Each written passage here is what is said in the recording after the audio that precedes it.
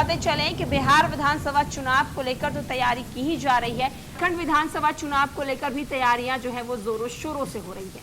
दरअसल केंद्रीय मंत्री जीतन राम मांझी की पार्टी हिंदुस्तानी अवामी मोर्चा अब बिहार के बाद झारखंड में अपनी मजबूती करने की तैयारी में जुट गई है। झारखंड विधानसभा चुनाव को देखते हुए हम पार्टी लगातार झारखंड में अपने कार्यक्रम कर रही है। इसी के तहत रविवार को भी झारखंड की राजधानी रांची में हिंदुस्तानी अवामी मोर्चा के राष्ट्रीय कार्यकारिणी की बैठक में 7 प्रस्ताव पारित हुए। राष्ट्रीय कार्यकारिणी की बैठक में देश भर से 12 से 13 राज्यों के नेताओं ने हिस्सा लिया।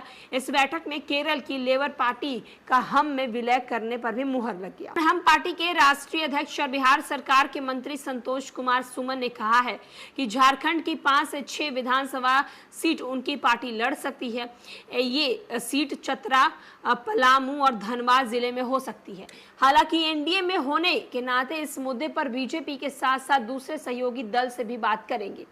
संतोष कुमार सुमन ने बिहार के लोगों के झारखंड आने पर डेमोग्राफी चेंज होने की बात से इनकार किया।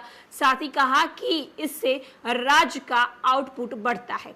हम पार्टी के प्रमुख संरक्षण और केंद्रीय मंत्री जीतन राम मांझी ने बैठक के बाद कहा है कि हम अब बिहार की पार्टी नहीं, देश स्तर की पार्टी हो गई है। संगठन को मजबूती प्रदान करने का निर्णय लिया गया है। हम पार्टी गरीब लोगों के लिए काम करती है। बिहार और झारखंड में सबसे ज्यादा मजदूर पलायन करने नहीं आते और इसका हमको नुकसान होता है। अगर वे वोट करने आए तो पार्टी को बड़ा फायदा होगा। मजदूरों का निबंधन होना चाहिए। सरकार उनकी अपनी व्यवस्था पर वोट डालने के लिए उन्हें बुलानी चाहिए।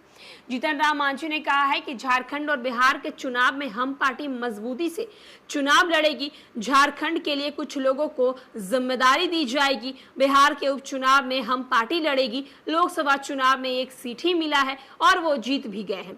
बावजूद इसके केंद्रीय मंत्रिमंडल में जगह दी गई है। वहीं लघु सूक्ष्म उद्योग की संख्या देश में 6 करोड़ है और ये विभाग पीएम नरेंद्र मोदी ने मुझे दिया है।